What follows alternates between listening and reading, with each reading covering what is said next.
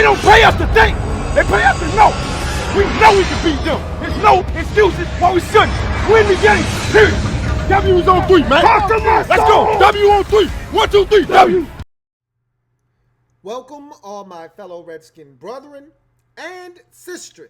I am your man and resident Redskins fan, Lou. Thank you for joining me here on the Redskins Report, week number 3 edition. Dressed in all black like the Omen, which means we took one on the chin, man. It was a tough one. We talked about it briefly on the R3. We were so excited going into week 2 against the Indianapolis Colts home opener. There's so many things to talk about from that game. There's so many layers to break down. There's a lot of things to talk about from the fallout from that game. More injuries. We signed a couple of receivers. So what does that mean for the roster? Rob Kelly put on IR. So Samaje Perine, you're up. We've got a number of things to discuss. How about the attendance at the game? Man, was that bad. And I saw it on television. I wasn't going to say anything because, look, let's be honest with ourselves. We don't have a great home presence anyway. But still, to see that many empty seats, and some of that was the Indianapolis Colts. Like, who cares about the Indianapolis Colts? They're an AFC opponent. We only play them once every 4 years. We probably haven't played the Colts since, 2012. And the last time we played them at FedEx was probably like 2008.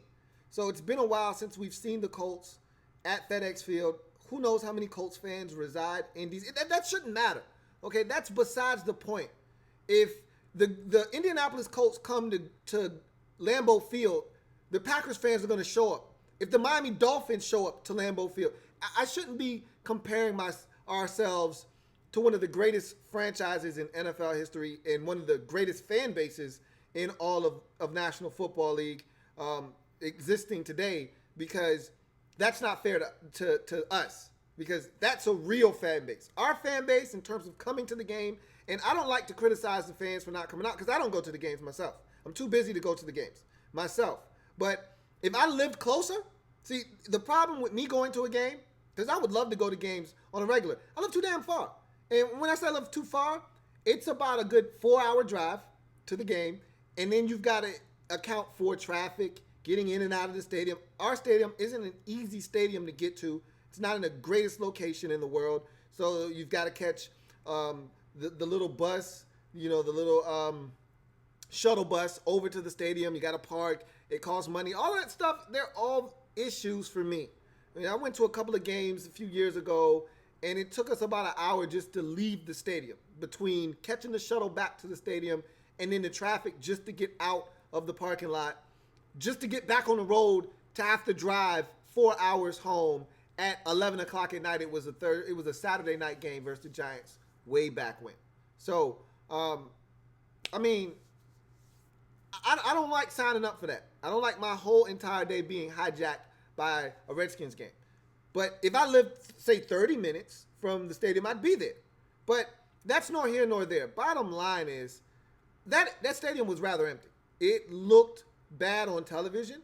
And after the fact, I went back because I read an article about the lack of attendance at the game. And it was a home opener. You would think after the first weekend, the juice that should have been generated because of the victory that we got and the way we got it, not against who we got it, but how we got it, you would think that would have generated a little bit of buzz and excitement going into week 2.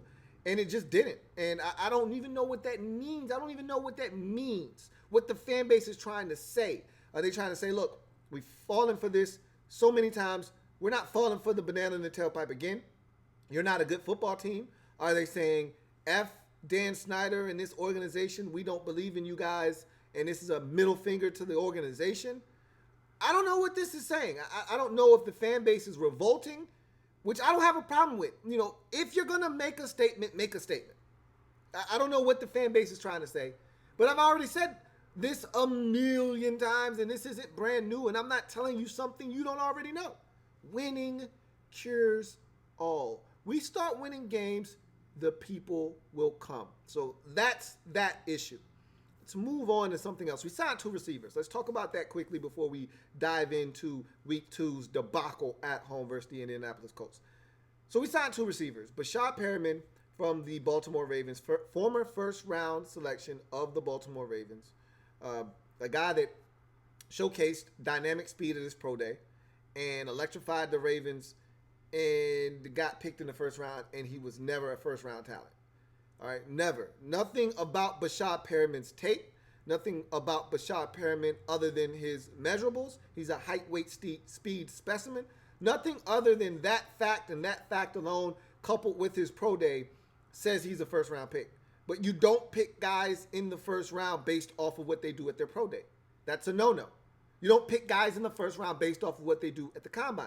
Now, those are supposed to be box checkers for you. When you look at a guy on tape and you like what you see, you want to match up maybe the speed or his size or his hands. You want to see that in person so you can make an assessment and maybe match up to what you saw on tape. Or maybe you have a question about his hands. Maybe you have a question about his speed. You go there looking to check off that box, or you're going there looking for an answer to a question that you have. You don't go there looking to make a guy a first-round pick that was initially a third-round pick. You don't do that at a pro day. That's what the Ravens got caught doing, and they paid for it. This guy was a monumental bust in Baltimore. I don't like his game whatsoever. One thing I can't stand with receivers, it's guys that can't catch. He doesn't have natural hands. He didn't have natural hands at UCF when he came out of school. He didn't have natural hands with the Baltimore Ravens. What's to make me think he's going to just all of a sudden be snatching the football out of the air as a Washington Redskin? So Perriman doesn't move the needle for me. He can run. He's physical. He's tall. He's got everything you're looking for. He looks like an NFL wide receiver. I just don't trust him. So he doesn't do anything for me. He doesn't move the needle for me one iota. Now, on the other hand, ex-Notre Dame, ex-Arizona Cardinal, ex-New England Patriot, ex. He's been all over the place of late because he can't keep his life together off the field. But Michael Floyd is an NFL receiver. He's proven that throughout his career when given the opportunity. Now, again, I don't know how he's going to assimilate into this locker room. He's been to multiple places. If you can't make it in New England, that's usually a red flag that something's wrong. Again, wasn't productive for the Patriots, but in his career early on in Arizona, he was the number 2 next to Larry Fitzgerald, and he was outstanding in that role. The guy can catch. He's a physical presence. He will drop the football every now and again. He does have some concentration drops, and he does suffer from concentration lapses, and will drop the football on an occasion, but he's got a big physical frame. He can go up and high point the football. He's a guy that can run. He's not a 4-4 guy, but he's a 4-5 guy. He can run. He can make plays on the football, and I like his physical frame, and I like the way that he's able to box out defensive backs and post up and use his body as a shield to create separation in the passing game. That being said, where is his mental state now? How good is he as a receiver now? And what can he bring to the table for this Redskins team now? That's the question I have for Michael Floyd. I don't question his ability to play in this league because I know that he can, which I can't say the same for Bashad Perriman. I know Michael Floyd can play in this league. The question then becomes, how good are you now? On and, most importantly, off the field. How good are you now? And as I've said a million times, this is a Janet Jackson league. What have you done for me lately? Doom, doom, doom, doom, doom. Ooh, yeah. And as of late, Michael Floyd has done nothing for anyone. So I'm anxious to see what he brings to the table because I can tell you this. Went back and watched the game. They snuck a receiver in the game on me. All right, they snuck this guy past me the first time around. We had ex-Michigan wide receiver J.U. Chesson in on a critical third down in the game. And Alex Smith threw him a comeback, and he didn't come back for the football. And so the defender did, and he knocked it away.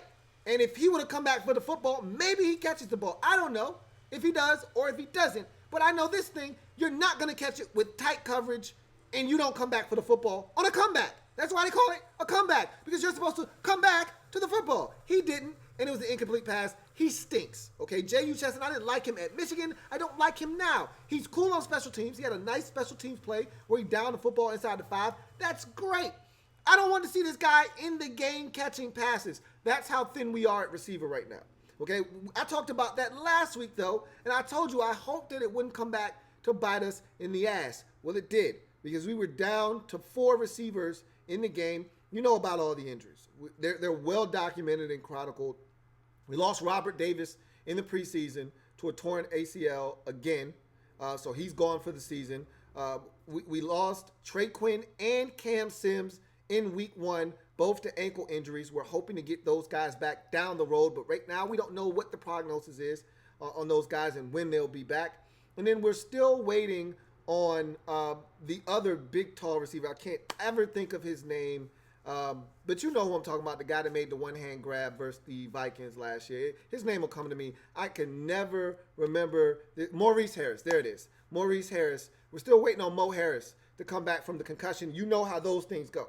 You just don't know when Mo Harris will be ready for action again. Remember, Jay Reed had one in his second year, and I think Jay Reed might have missed all of 8 or 9 games due to that concussion. You just don't know with these things. And this is not Mo Harris's first concussion. This is like his 3rd one. So when you start getting up there in that concussion realm, and, you know, the degrees of concussions do vary.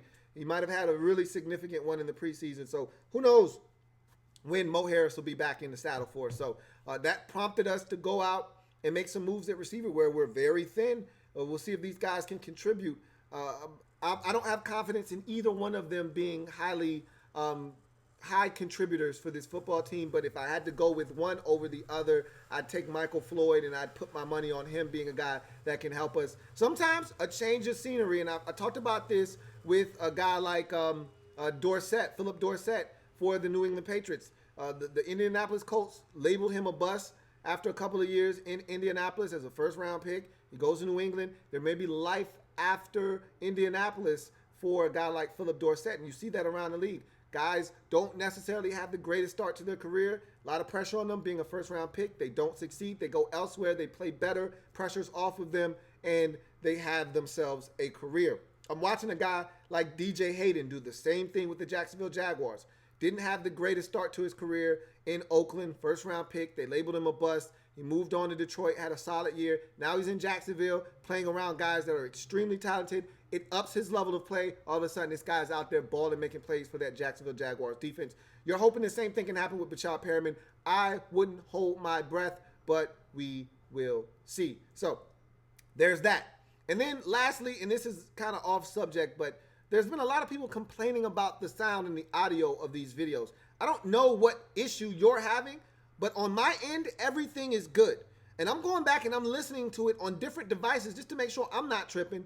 I'm listening to it on the computer. I'm listening to it on my mobile device. I'm listening to on other people's mobile devices, on a tablet, and the sound quality with the headphones in and out sound great. So I don't know what you guys are talking about when you say you can't hear me when I'm doing these videos. I don't know what to tell you. If you can't hear me, read my lips, I guess. But all I'm telling you is the audio quality on my end is fine. Okay? I don't know what else to say. So with that being said, let's jump into week number 2's debacle at home versus the Indianapolis Colts in a way that I like to do it, called bow, and go, let's put a bow on that asinine loss at home and move on with the go of week 3 against the Green Bay Packers and the Batman himself, Aaron Rodgers. But let's first get to the bow of week 2. Redskins bow and go. So week 2 was a disaster. It was an abject disaster from the word go. The Colts took the football first. Well, we gave it to them first, and I liked it. I liked it. We won the toss, and Jay elected to defer. And I always tell you the reason why I like to defer is because you don't know what the score is going to be at halftime. I know what the score is, and I know all coaches and people don't think in this same manner. A lot of people like to do the whole double dip New England Patriots way of thinking, hey, get it right before a half, score there, and get it after the half and score again before a team has a chance to touch the football. You've scored 10 or 6 or 14 points. Yeah, that's cool. My mindset and my rationale behind deferring is simply this. It has nothing to do with double dipping or any of that other garbage. It's simply this. I don't know what the score is at halftime. I know what the score is at the beginning of the game. It's 0-0. Everyone's got a shot to make their mark in the first half with the score 0-0. If I'm trailing, which the Redskins were at the halftime break, 14-3, which is a great example of why you want the ball at halftime, you got a chance to come out, go down, get some points, and start anew in the second half. If you're winning, great. You got a chance to build on your lead. All right?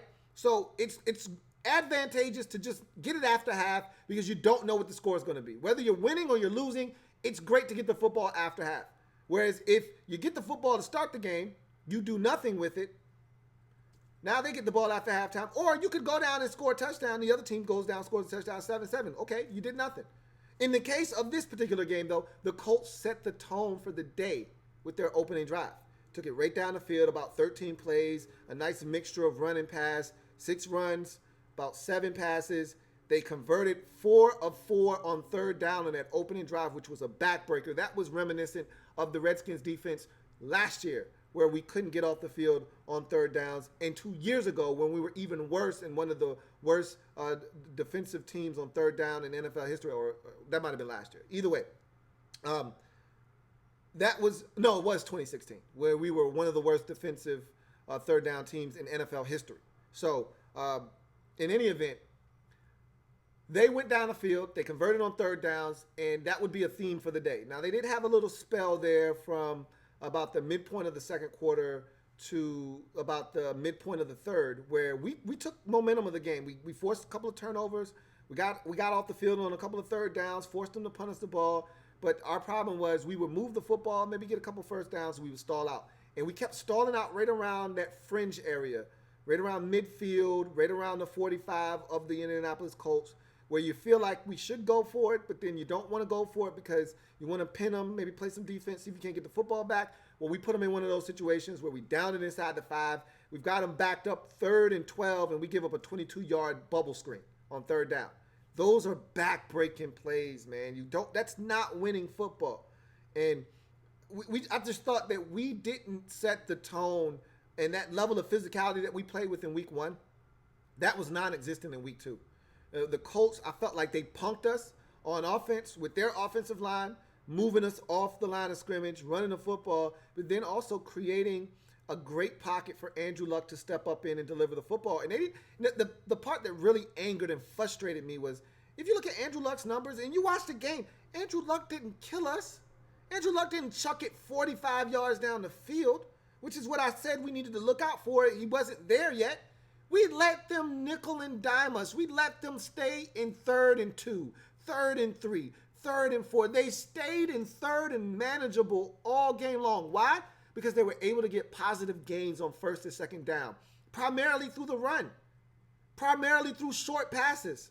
We allowed them to dictate the pace of the game. We allowed them to stay in manageable down and distances. And that's how you are, 11 of 16 on third downs, which is what the Colts were in this game, or right around it. When you're converting on third downs at that high of a clip, it's damn near impossible to get a team off the field, and it's damn near impossible to get into any kind of offensive rhythm. And that's what you saw in this game. We lacked rhythm on offense. We lacked physicality on offense. And some of that credit has to be given to the Colts for taking it to us offensively, for creating a new line of scrimmage, for being able to stay in 3rd and manageables and then converting those 3rd and manageables. A lot of crossing routes, a lot of shallow crosses that we were confused. How many times watching the game, okay, and someone else pointed this out, and I meant to make mention of this, and I sort of did. I talked about the lack of communication, but I didn't specifically go in on this. I said I was going to save it to myself. I said I was going to save this for the Redskins report during the week. How many times did you watch the game? I went back and I counted. How many times did you watch in the first half of this game, and you could even go into the second half? Redskins looked confused on defense. Redskins weren't lined up on defense. Colts quickened the tempo. Okay, they get to the line of scrimmage, quickly snap the football. Redskins pointing, running all over the place like their heads are cut off, and all of a sudden somebody's wide ass open. How many times did you count the Redskins doing it? Guys not knowing where they're supposed to be, guys not knowing their assignments, guys not lined up where they're supposed to be. I counted 5 times in this game, 4 in the first half. The 5th was the backbreaker on the T.Y. Hilton touchdown. counted 5 times where we just looked like a team that was unprepared. Guys running around, you're bringing in sub packages, but guys aren't getting lined up. We looked out of sorts on defense. They took advantage. They ran the football. They converted on third downs. And they changed tempos on us throughout the course of the game. And we simply weren't prepared. Felt like we were ill prepared. And I'm not one of those blame Jay Gruden, blame our defensive coordinator, Greg Minuski, blame whomever. I'm not one of those blame the coaches type of guy because the players are who win you football games. But this game, I felt we were ill prepared. I didn't feel like we were prepared to win a football game. And it all harkens back to me talking about the Redskins and having success and everybody blowing our head up during the course of the week, talking about, oh, we may have underestimated the Redskins. If they can run the football with Adrian Peterson, if Alex Smith can take care of the football, if this defense can play the way that they did against Arizona, this could be one of the sleeper teams. I said, don't buy the hype. They fattening up the pig to get slaughtered. And that's what happened. We took in all of that information as we always do. We fall for the banana in the tailpipe. Every single time someone tells us that we're good, we buy it, we go into the next game, and we don't come out with the same tenacity, intensity, and we get our brains bashed in. It happened again. Started on defense, and it matriculated its way to the offense. They never got off the ground in the first half. Never got off the ground in the first half. The passing game was lackluster. The run game, which we know is a huge part of what we do, it is going to be the fabric that keeps this offense together. If we don't have to rush for 170 yards like we did against the Arizona Cardinals. We don't have to do that. I'm not asking us to do that every week. But we've got to have some semblance of a run game. Adrian Peterson didn't crack 25 yards in this game. Jamison Crowder was our leading rusher. And he did most of that on the first carry of the game. The first offensive snap of the game was a Jamison Crowder jet sweep. And it was jet sweep reverse, you call it whatever you want to call it. And he went for about 20 yards. And that was our biggest rush of the day. And that was really the extent of our run game for the entire afternoon. The rest of the day, we were getting blown off the football. And they've got to understand who's in the backfield. You want to run that outside sweep. You want to run that outside zone. You want to run anything outside pitches, that kind of thing. You want to get cute. That's Chris Thompson stuff, man. Save that shit for Chris. You want to get physical. You want to blow some helmets back. You put Adrian Peterson in and you go north and south.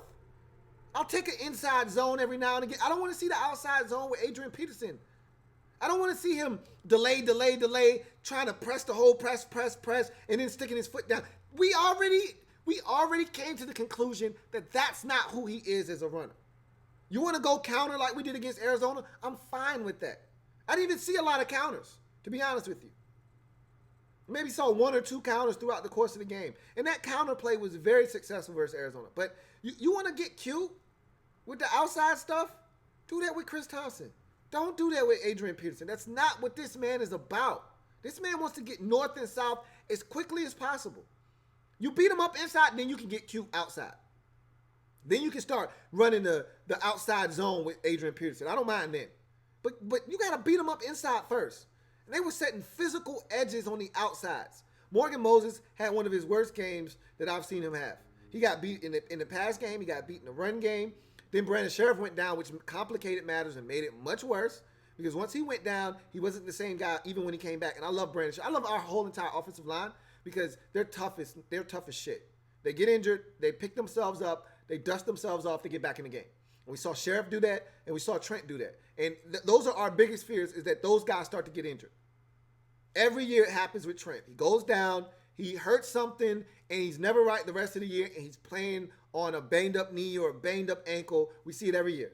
We got an early bye week. I don't know if that's going to be beneficial to us or not. I hate early bye weeks, but after seeing week 2 and all the guys go down and all the injuries that we already have at the receiver position, at the running back position, and all these different, I'm actually delighted that we got a week 4 bye. I'm actually ecstatic that we got a week 4 bye to allow some of these wounds to be healed. But we can't afford for guys. Trent Williams had about 3 penalties in the game, a couple of false starts. bruh, we're not good enough. We can't have the mistakes. We can't have them. Josh Doxson on that corner route, I got to have it, bruh. I got to have it. We're not good enough. Our offense right now, as it's constituted, not going to have a bunch of chunk plays. So when we get a chance for a 35-yard shot down the field, I got to have it, bro. I got to. I got to have you get your feet in, and I got to have you catch the football. I got to have it. Third down and 8, Alex Smith throws you a dig route. P. Rich, I know it's in double coverage. I know you taking a shot over the middle. I got to have it, bro. I need it. I need it. I need more Jordan Reed. I know he fumbled the football. I know he was careless. We know Jordan can be careless with the rock. That's not the first time he's fumbled. Won't be the last. But we need Jordan Reed to be more a part of this offense. I don't think he got his first sniff in this game to the second quarter right before halftime. That can't happen. Nothing makes me more infuriated than watching a team not get their best players involved. It's not hard. If I were a coach, the first possession of the game, I'm getting my best players a touch. I don't give a damn if we get Jordan Reed involved on a bubble screen. If we set up a little play where he runs a speed out, and we get 2 guys in front of him blocking, and we just throw it to him immediately, and we let him get up the field and do something with it. I just want him involved. I want him to get his hands dirty. I want him to feel like he's a part of the game. I don't want Jordan Reed blocking 80% of the snaps in the first half before he gets a touch or running a bunch of routes in vain. I want Jordan Reed to be a part of this offense. That's where this guy shines. Like, we got to make sure that the right guys are touching the rock. And I didn't feel like we did that in this game. I didn't feel like we got Adrian Peterson running screens. Like, I love the deception. I love the fact that you're not allowing teams to key in on Adrian Peterson as just a runner. I love the fact that we're throwing him the rock. I really do. But early in this game, Adrian Peterson caught some passes out in the flats, and I'm like, if that was Chris Thompson, that's a gain of 11. That's not a gain of 5. That's not a gain of 7. That's 11. That's a first down. Instead of us getting stuck on 3rd and 3 and not converting. Like, there's a big difference between Chris Thompson out in the flats and Adrian Peterson out in the flats. And another thing, Alex Smith has to get the football out of his hands quicker. You know, when Kirk would throw it to Chris Thompson out on a check down, it was immediate so that Chris could catch it with space and operate. You know, Alex is coming down to this guy late, and now the defenders are able to come back up. And now all of a sudden that swing route that should have been a good for 12 and a first down, it's good for 8, and we're short by 2 yards. Like, if you're going to get it to Chris, get it to him quicker. The faster you get it to Chris, the more creative and dynamic he can be. We've seen this man be dynamic, but we can't get beat up like we did at the line of scrimmage on both sides. The Colts were hungrier on defense, and I didn't expect that. I grossly underestimated their defensive line.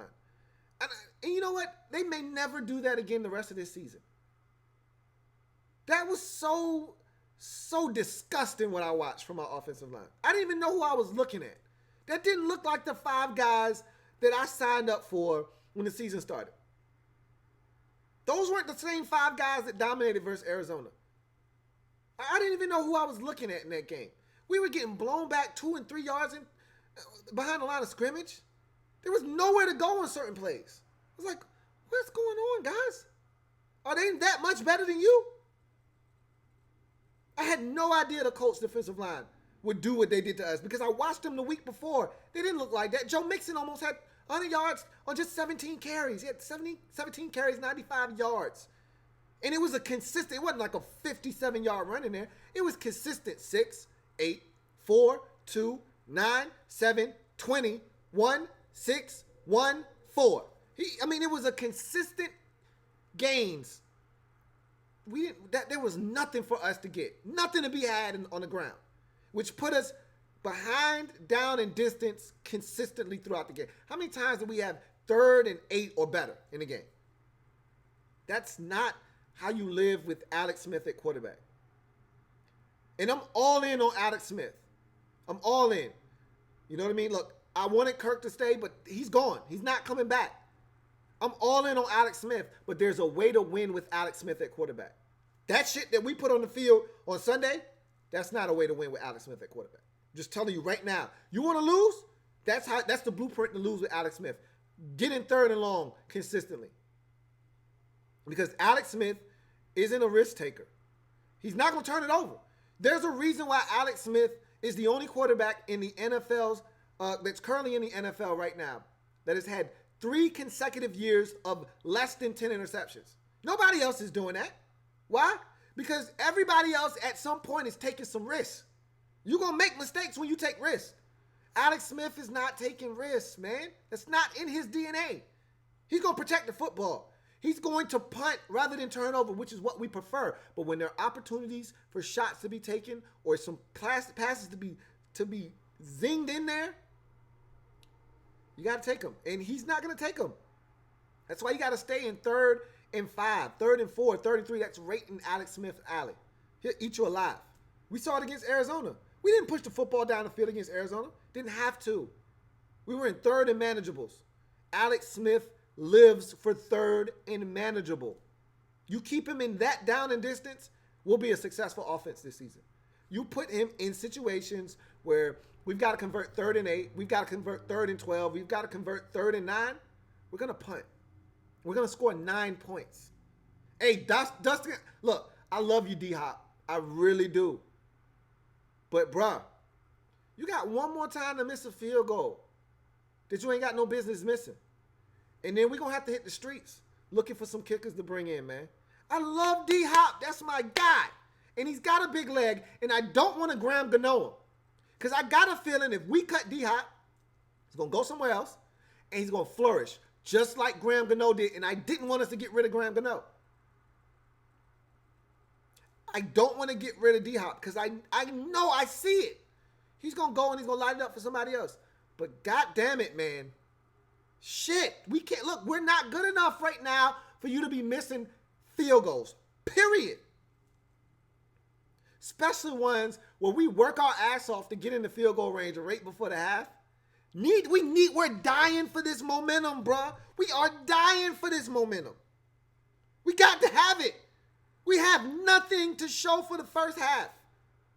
You get this field goal, and all of a sudden, a 14-6 lackluster first half feels totally different going into halftime with a little bit of momentum. You get it after halftime. All of a sudden, this could be a 10-point swing. You could go from being down 14-3 to 14-13, and boom, you're right back in the game. Crowd's in it. All of a sudden now, and the defense played well to start the second half, if you remember. We got off the field about 3 or 4 straight possessions to start the second half. We had it going defensively. Just couldn't get shit going offensively. So, the receiver position is a problem, but the run game is more. Those 2 receivers we signed, I don't anticipate them being impact players for us. They're bodies. We're just low on bodies right now. If Cam Sims, if you told me in 2 weeks after the bye week, Cam Sims and Trey Quinn would be ready to go, both of those dudes will be getting cut. But right now, we're just low on bodies at the receiver position. Warm bodies. We need warm bodies at receiver. We don't have it. Let's get to the go, man. Let's put the bow on that debacle. I'm over it. I'm done with it. That was one that was there for the taking, and we let it slip through our damn fingers. Literally. Let's move on to the go of week 3 at home versus the bad man, Aaron Rodgers and the Green Bay Packers. So, I'm going to keep this one simple, short and sweet. I don't have a ton to say about this game because I look at the Packers for what they are. They're a good football team. They're a good football team, but they are flawed. Just like us, just like most teams in the league. They're flawed. Just like us, they don't get a ton of pressure on the quarterback. They don't. They can stop the run, but you can run on them too. I watched the Bears do it. That don't mean we're going to run on them, though. Their defensive line, if you're talking about a 3-4 defense, they may have the most talented 3 defensive linemen in all of football. That scares the shit out of me after seeing what the Indianapolis Colts, who have a subpar to marginal defensive line, they dominated our ass up front. So now you put Kenny Clark, Daniels, and Muhammad Wilkerson in front of our offensive line. They got destroyed last week. I don't know what's going to happen. I'm telling you right now, I'm not uber confident in their ability to establish the line of scrimmage, create holes and openings in the run game, but I'm not deterred either. Okay, the Packers don't scare me on that side of the football. But then again, I said the same exact thing last week about the Colts not scaring me on defense, how it was going to be more about our defense against their offense, and then their defense dominated our offense. So I don't know what to think, what to make of this Redskins football team on the offensive side of football. I can tell you this much. If we're not able to establish the run game, if we're not able to establish some type of balance, if we're not able to get ourselves into manageable down and distances when we get to third downs, the Packers will not only beat us, they will embarrass us at home. Because we will put up another showing like the one that we had last week where we only put up 9 points. And the Packers, they're not in this for field goals. That's not what they do, even though they kicked a hell of a lot of field goals last week. But guess what? That was the Minnesota Vikings defense. That's not us. That's not what we do. We don't force field goals. If you forgot, we gave up 3 touchdowns to the Indianapolis Colts. Every time they felt like they needed a touchdown in the red zone, we happily obliged with a touchdown in the red zone. So we're not the Minnesota Vikings. We're not forcing a team to kick 5 field goals, which is what the Packers did last week. Their kicker went 5 of 6 on field goals. His only miss came in overtime from 51 yards. Other than that, he was money. So I don't know if we can do what the Vikings did. We're not their defense. So, and Aaron Rodgers still moved the football up and down the field on one leg against that defense. So I shudder to think what he's going to do against our defense. And that Vikings defense actually gets pressure on the quarterback. Ours doesn't. Ours doesn't. So I'm nervous about Aaron Rodgers, one, as I should be, as you should be. Even on one leg, he's still the bad man. And if you give the bad man opportunities, he will shred you down the field. Not afraid. He's not afraid to dig you a new asshole. Pause. I don't know if we're going to be able to run the football on offense. That scares me because then you're asking Alex Smith, and these two quarterbacks will forever be linked to one another. Alex Smith, Aaron Rodgers, same draft in 2005. The debate was Rodgers or Smith. The 49ers took Smith. Rodgers drops down the draft, falls to the Green Bay Packers. The rest is history. So these two have a history with one another. They're linked at the hip. So we're going to hear that dynamic discussed throughout the course of the game. Yes, Alex Smith wants to beat Aaron Rodgers. There's a little rivalry there, and they're great friends with one another. But in order for him to outduel his draft mate, we've got to be balanced on offense. We can't do what the Packers do, which is, hey, if the run game's not working, we can always rely on 12 to make it happen for us. We can't rely on 11 to do the same, especially with this group of guys right now as it's constituted. I don't have a problem with our receivers. I think a lot of people made a lot out of our receivers last week. I don't have a problem with our receivers. I have a problem with our offense not functioning the way that it's supposed to. That's what I have a problem with. I have a problem with Jordan Reed not getting enough touches. I have a problem with Chris Thompson only being utilized as a check down option and not catching the football on routes out of the backfield. Remember when we would throw it to him on the wheel route up the sideline? I'd like to do that every now and again. I don't want every time Chris Thompson touches the football for it to be at or 2 or 3 yards beyond the line of scrimmage. I'd like to get it to him down the field. He can catch it. He can go much faster than slow.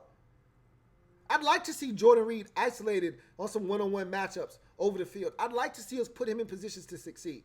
They're going to play zone. Jordan Reed can eat zone up too. We saw him catch the football over the field on a little post route for about a good gain at 15.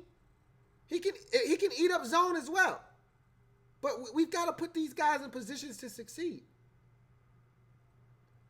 We've got weapons. We're just not utilizing them to their full potential and their maximum capacity. If we don't do that again, if we do that same thing against the Packers, we're going to lose again. And it's going to be worse than 21-9. And I can also tell you this. We can't turn the football over. We can't afford to do it. This is not the game for that. We generated 2 turnovers versus the Indianapolis Colts, and we got a measly 6 points out of them. And it was great field position on both. especially the second one. We generate turnovers in this game, man, we got to make them pay. And we can't give one back.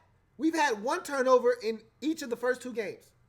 We can't afford to give it back. We can't have special teams lapses. And we can't have these penalties, man. We had a number of penalties that were just crippling. False starts, blocking the backs on kickoffs, starting our field position inside the 10. We're not built to go 92 yards. We're not a quick strike offense. You're going 92 yards, it means you're doing it in 15 plays. Things go wrong on 15 play drives. We've got to run the football. We've got to stay balanced. We've got to convert on third down. Conversely, on defense, we've got to get after Rodgers, which we haven't done all year long. So I don't foresee this being the game that we do it. He's not running anywhere, though. He doesn't want to run. So if we can just get pressure and make him feel like the pocket's collapsing around him, he will go down. This is not your normal Aaron Rodgers. He doesn't want to run, but he will extend if you allow him to. And he's the most dangerous in the league when the play's extended. Still with one leg. Watched him do it versus the Vikings last week. We've got to find a way to get the Packers off the field on third downs. Last week was nauseating watching the Colts convert third down after third down after third down. It didn't matter if it was 3rd and 1, quarterback sneak, 3rd and 3, shallow cross, or 3rd and 12, bubble screen. They were converting on third downs. Hell, even Ryan Grant on a critical, crucial third down where we had finally cut the lead to 14-9. Right in striking distance. All we need is a stop. Ryan Grant over the damn middle of the field on an over route for 22 yards. God damn it, man. Get off the field on third downs. Hell, you still could have salvaged that possession by forcing a field goal. But on third down, you allow T.Y. Hilton to walk in the end zone on a crossing route because of lack of communication. We've got to get off the field on third downs. How do you do that? By getting yourself into some third and long situations so that Greg Minuski can get creative on third down. It's hard to get creative on 3rd and 4. It's too much shit that can go on. It's too many quick passes that can hurt you on 3rd and 4. Everything's available at 3rd and 2. I can still run it. You can't run it on 3rd and 8. You can't run it on 3rd and 9. You can't run it on 3rd and 7. But if we allow them to run the football, look, we can't allow them. The Packers aren't a rushing team. They're historically not a rushing team. Their right guard, their left guard, Taylor, he's struggled this season with penalties, with holding penalties, with false start penalties, with just getting beat in general. He's the weak link of that offensive line, their left guard. But so was the left tackle for the Indianapolis Colts, who I told you was going to start in place of Anthony Costanzo, their left tackle. Did we take advantage of that? Hell no. We got one rush from Preston Smith on a third down that impacted Andrew Luck. Other than that, we let Raven Clark and all their backups get through the game. No problems. Hell, they even ran it on our ass. They've got an obvious weak link on their team at left guard. Let's see if we take advantage of it. I won't hold my damn breath, okay? But you can't turn it over. You got to get off the field on third downs. We conversely need to convert on third downs. And when we get in the red zone, God damn it, we need 7. Just like week 1. I want that blueprint over again. We need to score touchdowns. We cannot settle for field goals. This is Aaron Rodgers we're talking about here. The bad man in the flesh. You kick field goals, you can go ahead and put down the L right now. You know the routine. You know the mantra. You know the motto. Field goals don't win games. Touchdowns do. We saw it in full effect on Sunday. Got to have it this week. So we go from there to the final outcome on Sunday, week 3 versus the Packers. It's the final outcome. Whoa, yeah. So everything I've said thus far are things that I've harped on in the past. I've harped on this season. I've harped on continuously. We got to get pressure on the quarterback. We got to take care of the football. We got to convert on third downs. We got to stop the other team from converting on third downs. We got to get better in the red zone on defense. We can't give up touchdowns every time we get in the red zone. Conversely, we got to score touchdowns in the red zone. You're not going to score a touchdown every time you get in the red zone, but you can't kick field goals every time you get in the red zone either. We have to utilize Jamison Crowder is a beast in the slot. Why aren't we getting him the football more? I can't understand some of these things for the life of me. Jordan Reed is one of the best receiving tight ends in the league, yet we're not getting him in the most advantageous situations to be dynamic. I don't understand. Chris Thompson, 13 catches. If Chris Thompson has over 8 catches, he should be nearing or above 100 yards. If he's got over 10, it better be over 100 yards receiving. When you tell me he's got 13 for 92, that's not good enough for me. It's not good enough for me. The running backs can't be our primary targets out of the backfield. If Alex Smith had 21 completions in the game on Sunday, 16 of them were the running backs. 13 to Thompson, 3 to Adrian Peterson. That's bullshit. You can't live like that. And then you got the Green Bay Packers, who are pissed off, fresh off of a tie that should have never happened, coming to town with the bad man himself. Does this look like the face of a confident man? No, it doesn't. So I said all of that to say this. We're going to win on Sunday, man. You thought we was going to lose, huh? No, we're going to win on Sunday. Here's why we're going to win. Aaron Rodgers doesn't win it at FedEx. As a matter of fact, the only win Aaron Rodgers has at FedEx was the playoff game. And even then, we had his ass right where we wanted him. At 16-5. Let him off the hook. That one goddamn penalty for too many men on the field. And when we know Aaron Rodgers is going to try to get you with too many dudes on the field, that's another thing we got to look out for. We did not do a good job of communicating in week 2's loss to Indianapolis, and we were all over the place. You can't do that shit with Aaron Rodgers. He will get you with 12 men on the field. Got us with it in the playoff game, changed the whole complexion of that game because we got off the field on that third down, and we had all the momentum, and they could not stop our offense. That one penalty turned the whole game around. But that's neither here nor there. In 2010, when they won the Super Bowl, we beat them. Brian Orakpo knocked them out of the game. We beat them in overtime, 13-10. We did that. They won the Super Bowl that year, but we beat them. All right? They came to our field on a Sunday night in 2016, and we destroyed their ass. Put 40 on their skull. We did that. We can beat Aaron Rodgers. We've done it before at home. Now, we can't beat Aaron Rodgers at Lambeau. We're an offer versus the Packers with Aaron Rodgers at quarterback at Lambeau. But this game isn't being played in Green Bay. So I have confidence that in the regular season, at home versus Aaron Rodgers, we can get the dub. But if we play like we played last week, and I don't anticipate us doing that again. Last week was the wake-up call that we needed. Because I think dudes started smelling themselves. They thought that their shit didn't stink. Your shit does stink. And we just sprayed some poopery all around the locker room. Shit is better now. We're going to go out. We're going to execute. We're going to be much more physical at the point of attack because that's embarrassing. I know they put the film on and they got in their asses because that shit was, I went back and watched. That shit was cringeworthy. That shit was, we look soft.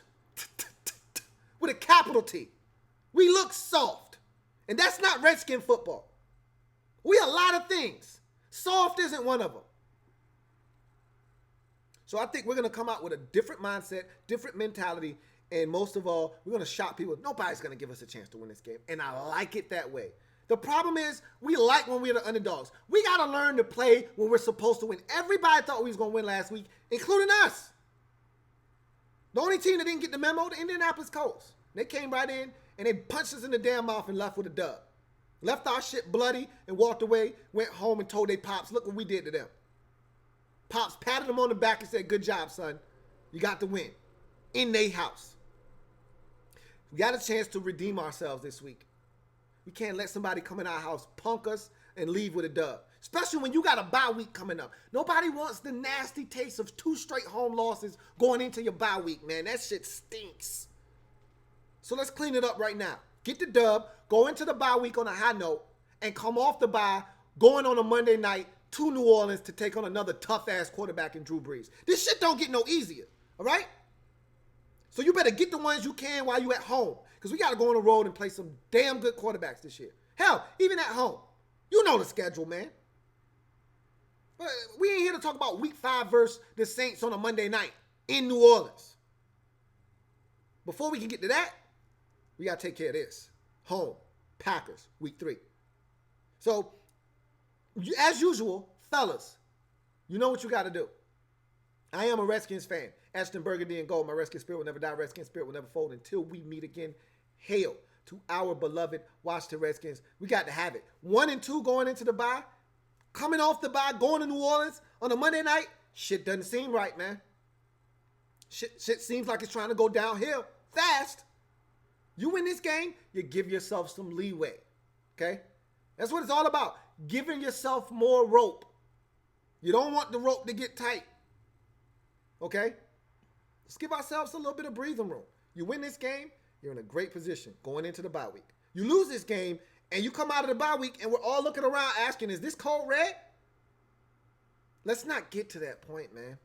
Got a great opportunity against a wounded one-leg quarterback. He's still damn good. Better than 90% of the quarterbacks on 2 legs. On 1 leg, still, it's not the same man.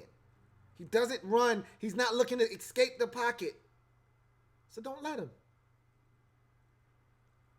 Fellas, the stadium's going to be half-packed. I wouldn't be surprised if the Packers fans didn't take over the shit. They travel well, just as well as the Steelers do. They're probably the most aggressive fan base in all of football. So they're probably going to come in and take over our shit. I don't give a damn. Get the dub. Get the dub, man. Get the dub. You got a week off after this. Get the dub. We need it. I'm not asking. I'm telling you, we need this. So make it happen. All right, Redskins fans. We need it. Let's hope we can get it. Sunday, week 3, FedEx, 1 o'clock. Bad man. Bad man alert. Hide the wife and kids. It's not safe outside. I'm talking to you, Josh Norman. I'm talking to you, Dunbar. It's not safe outside. DJ, Monte, we need y'all. Make it safe outside. See you guys next time. Have a good one.